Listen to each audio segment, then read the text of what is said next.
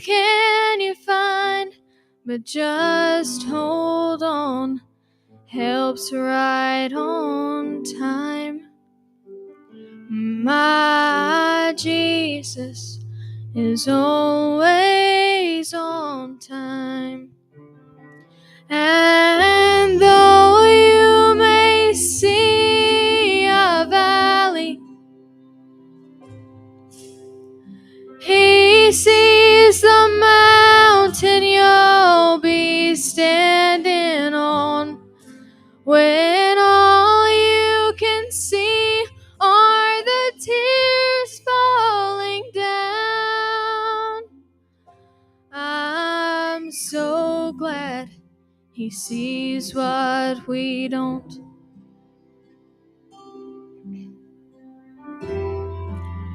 And I've seen His children walk through the darkest of midnight. I've witnessed faith put to the test. And I have watched as the storms flew and with the thunder, but in each trial He knows what's best. And I am so glad He knows what's best. And though you may see a valley, He sees the mountain you'll be standing on. When all you can see are the tears falling down, I'm so glad He sees what we don't. He knows the end from the beginning. He looks ahead past the hurt and the pain to a place where the peace passes all understanding. He sees the sun through the rain, and though you may see your valley, He sees the mountain you'll be standing on. When all you can see are the tears falling down, I'm so glad He sees what we don't. And I am so glad He sees what we don't.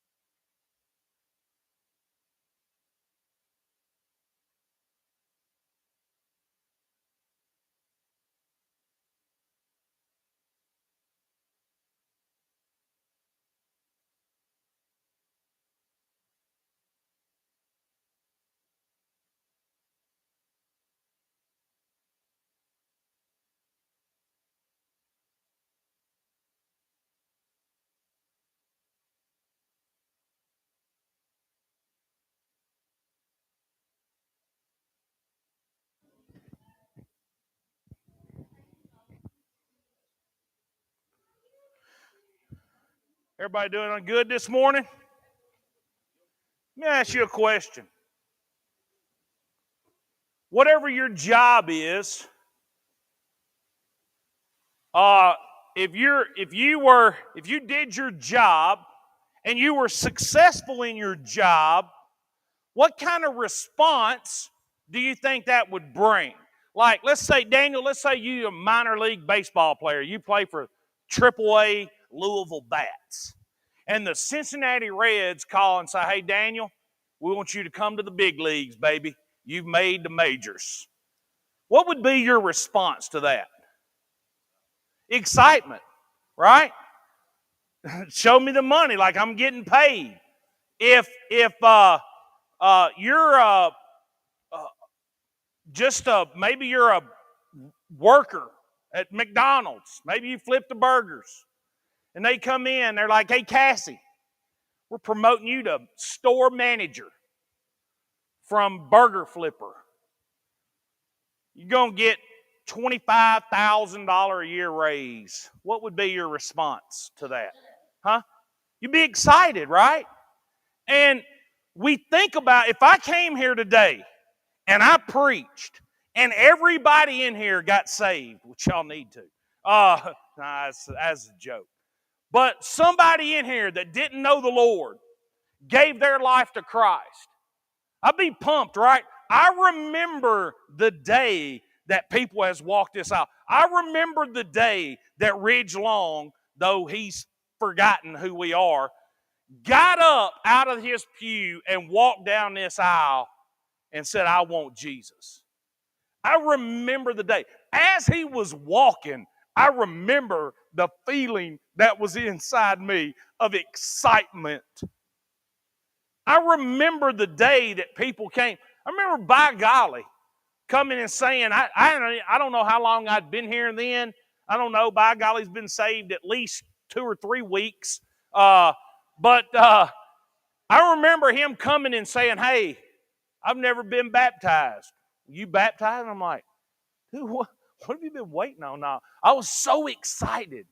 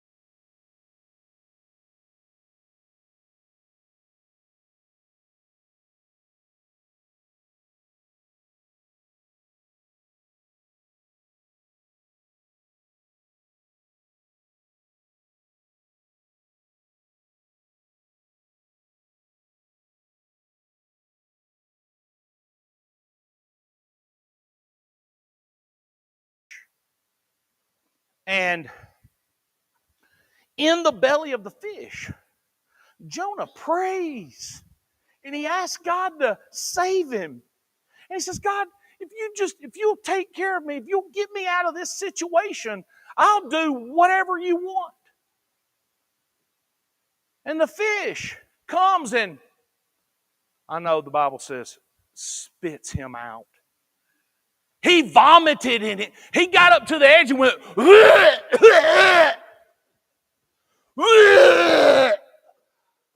and he throws Jonah up. He vomits him. Am I telling the truth? This is just the way it is. He throws him up with all that. You ever throw up and all that liquid, that nastiness? It's all over Jonah. He's like covered in puke juice.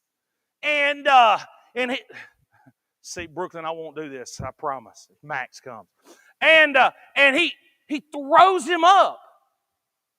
And Jonah gets up and he goes to Nineveh and he preaches the gospel. Let me tell you just a little bit about chapter 3.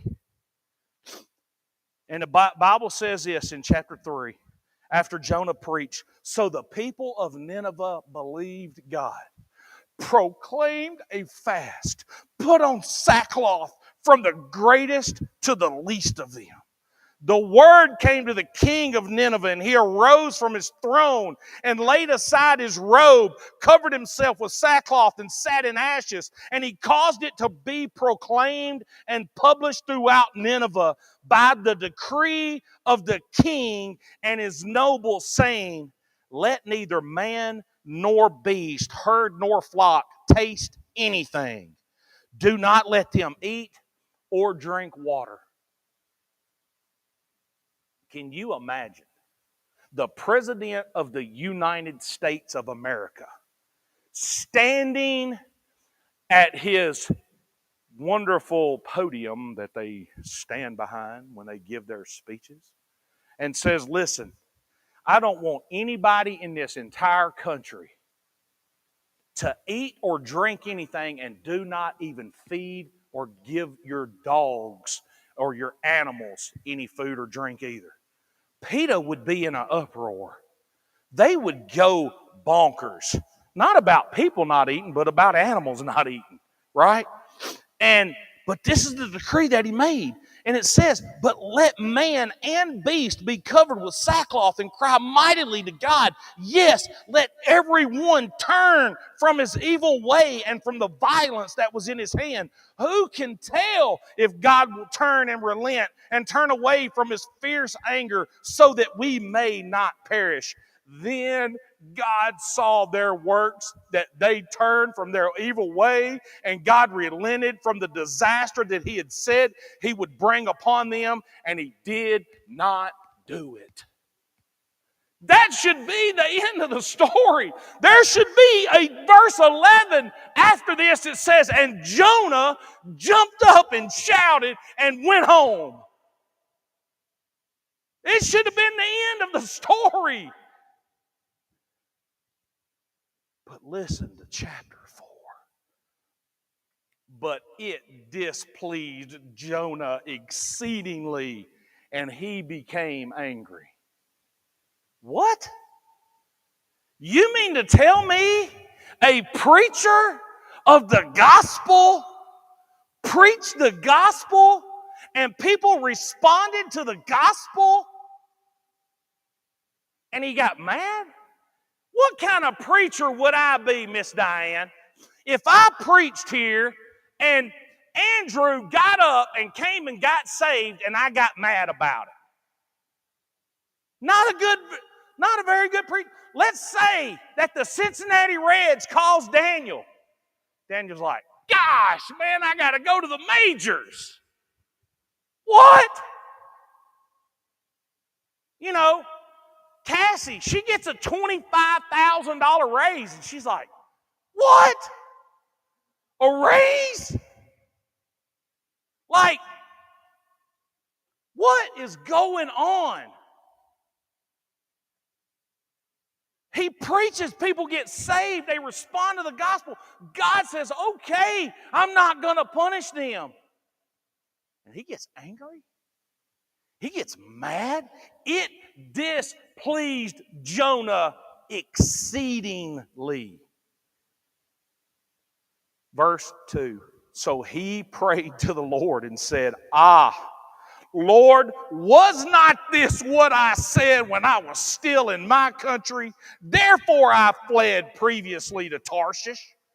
For I know that you are a gracious and merciful God, slow to anger and abundant in loving kindness, one who relents from doing harm. That's the God we serve. Therefore now, O Lord, please take my life from me, for it is better for me to die than to live. Huh? You mean to tell me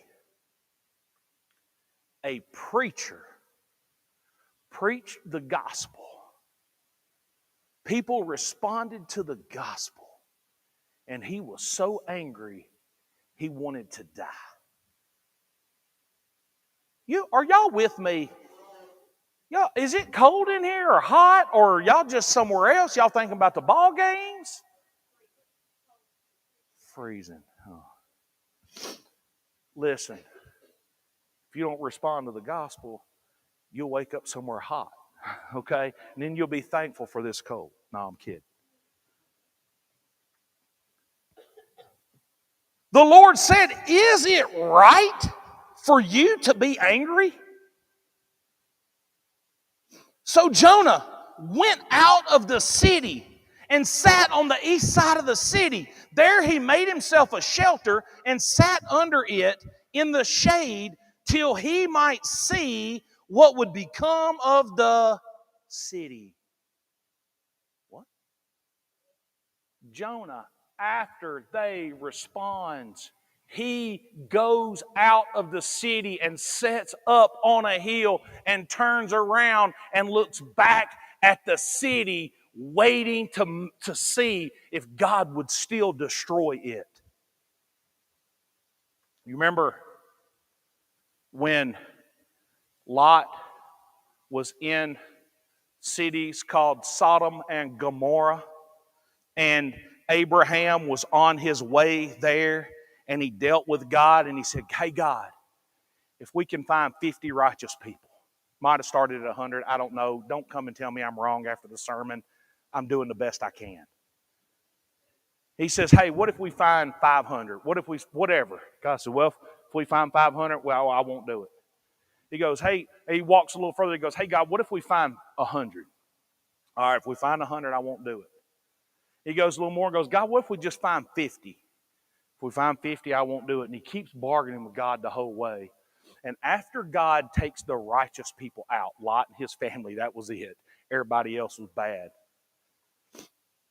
Fire and brimstone fell down on the city because the righteous ones had been brought out. And Jonah, in his self-righteousness, he goes out of the city and he turns around waiting for fire and brimstone to come down on them.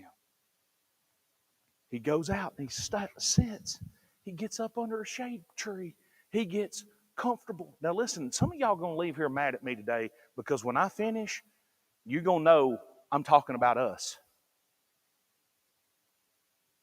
He sits down and he looks and to see what would become of the city.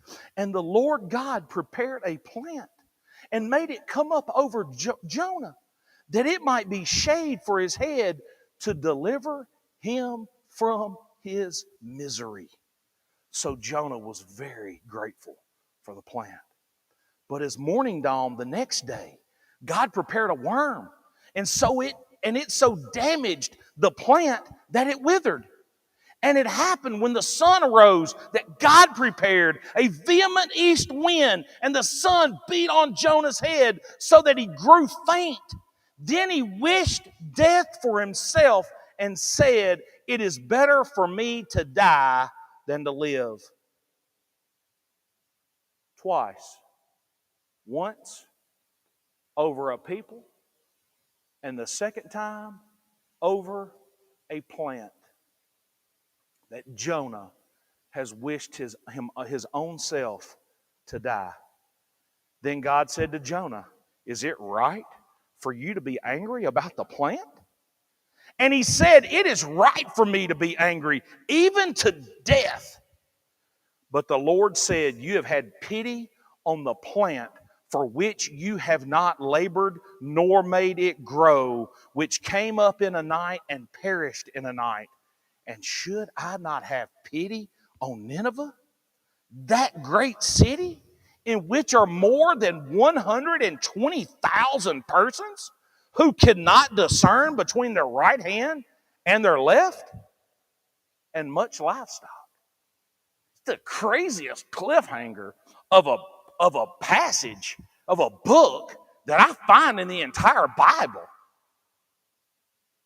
And he says, you have pity on this plant. You see, Jonah, he went, he preached, people responded, he got mad, he goes out of the city, and then he gets mad again, and God twice asks him, says, do you have a right to be angry with the way that I do things?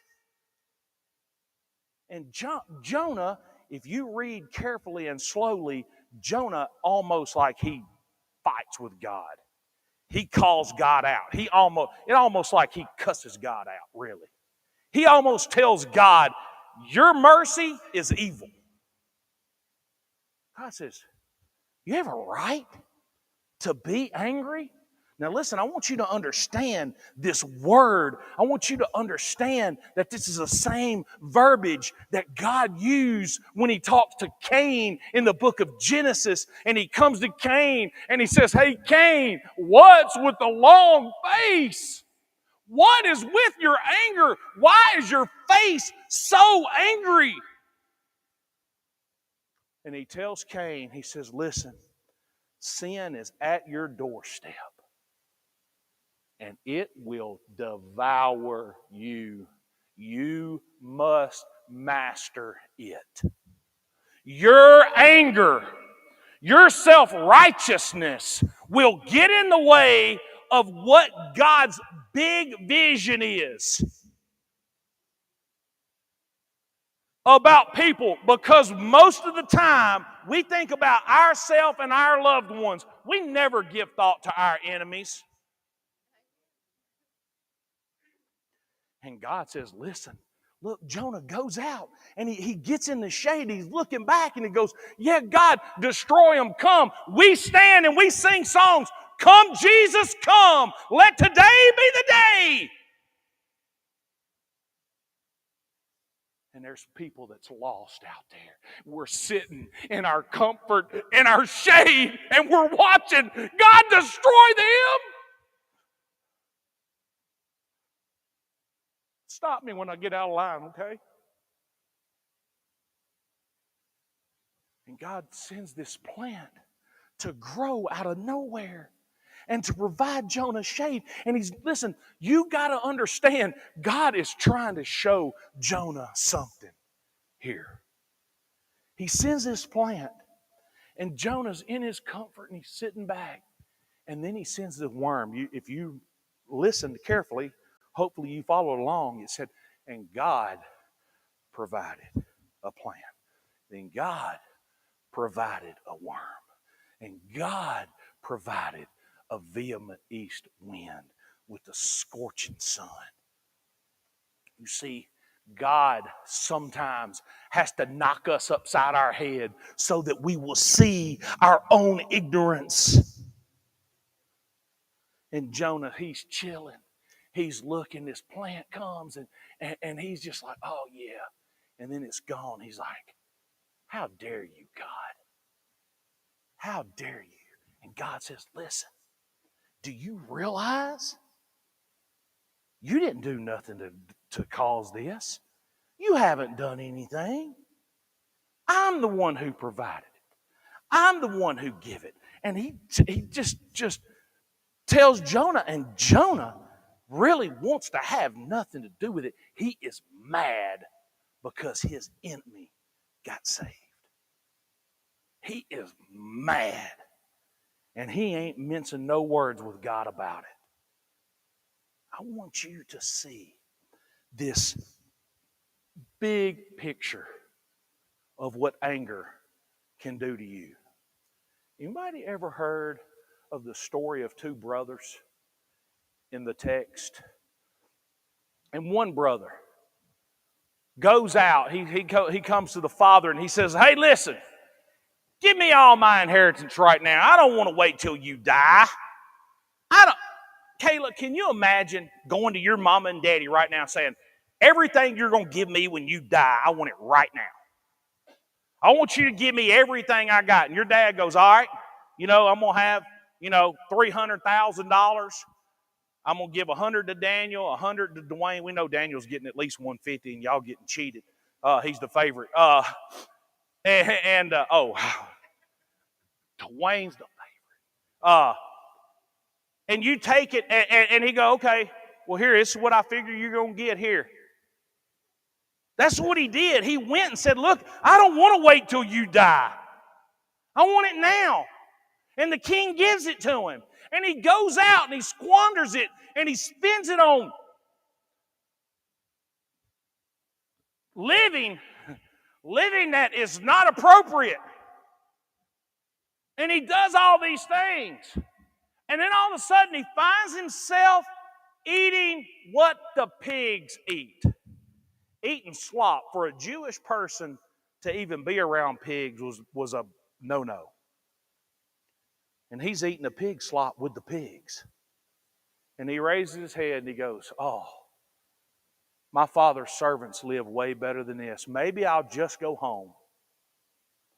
And when I get home, I'll just be one of my father's servants. I won't be his son no more. Those days have passed. But I'll be his servant. And I'll get to at least live better than what I'm living now because I've been such an idiot. And he goes home and he's trekking home. And to his surprise, he crests the top of a hill to where he can see his father's house. And the Bible says that his father was standing on the front porch waiting for him. And as he's seen him, he runs out and he grabs him. He says, oh, my son has come home. Oh, my son has come home. Hey, somebody come here. Somebody go get the steaks out and fire up the grill. We've been eating T-bones and ribeyes and sirloins, whatever your cut choice might be. I like ribeyes myself. We've been to fire up the grill. Somebody get that matchlight charcoal out. Well, that's the good stuff. Somebody run out in the field and grab us some corn, some baked taters, or some taters. We're going to bake them. We've been to have a feast. My son has come home. He says, get it out. Listen, somebody get Casey Barnes on the phone. Get me a cake made. Somebody go get us a truckload of Coca-Cola Classic. We've been to party up in this place. And he comes home, and he's doing all this, and everybody's running around. And the other son who had stayed there and worked and worked and worked and worked and worked sees it all, and he's like, how dare you? I've been here working for you nonstop. You ain't never killed the fatted calf for me. See, anger. Anger that Cain had. Anger that the brother had for God's mercy on other people. On Cain, it was the sheer jealousy that he had for his brother, which gets in many of our own way. We're jealous of everybody else and what they have and what they've been given. God told Cain, he goes, hey man, what's up with the long face? You go back and read it. I think it's Genesis chapter 4. Hey man, why are you so sad and mad? And instead of Cain saying, because my brother gets all the attention. or because everybody loves Abel, or because I'm just wallowing in self-pity. 2 or 3 verses later, Cain goes to Abel and he says, hey man, can we go out in the field and talk? And when he gets him out there, he kills him. He told him, he said, you must master it. And he didn't. He let it eat at him. He let his anger get the best of him. I don't care what we get angry about. Maybe it's we think we deserve the promotion over somebody else. Maybe it's think we deserve to be the starting quarterback. Maybe it's we deserve the bigger blessing. Maybe it's we deserve, we. And God's going, hey, listen, you must master this sin that is trying to kill you. He didn't do it. And the brother got mad because his brother come home that had been gone. And he got jealous over him. You see, he had sin waiting at the door. And God's saying, Jonah, do you have a right to be angry? Do you have a right to be mad at what's going on? He said, you cared more about this plant than you did that city. And Jonah, because Jonah had left the city and went out. Listen to me. This is tough. It's tough, okay? Sometimes it's tough to preach to country folk. God never told us to go out and find us a place with 100 acres and live on it and care about the ground and forget about the city. I know you mad. I don't care. I don't care. Well, I don't want to be in Nashville. I want to move out in the country. Get me a place. I don't have to put up with it.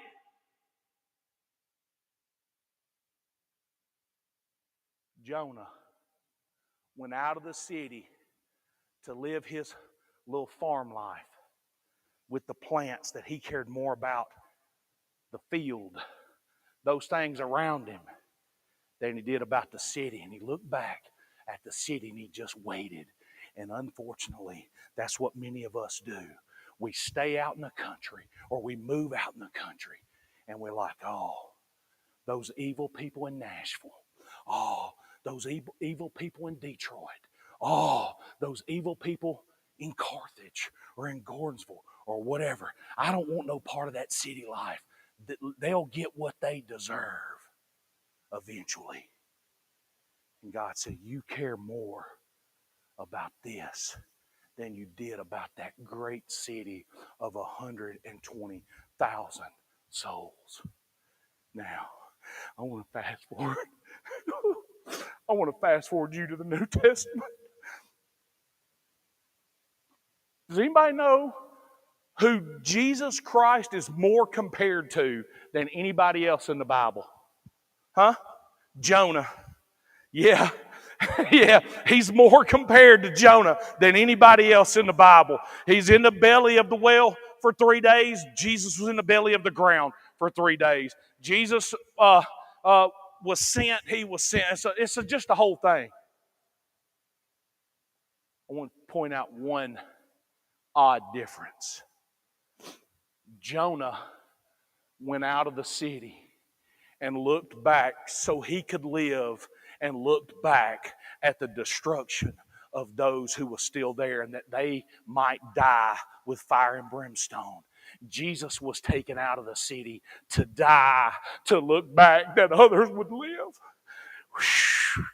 That is who Christ is. That is the mercy and the loving kindness and the forgiveness that God brings to those that don't deserve it. Jonah went out hoping that destruction would follow on the ones that he left. Jesus went out hoping that life would come to the ones that was left. I ask you today, what's in your way? What's in your eyes? What's in your heart? What do you look like in terms of Jonah? What do you look like in ways of seeing your enemies? Jonah preached the gospel. People got saved, and he was mad about it. And God wants us to love our. Think about it.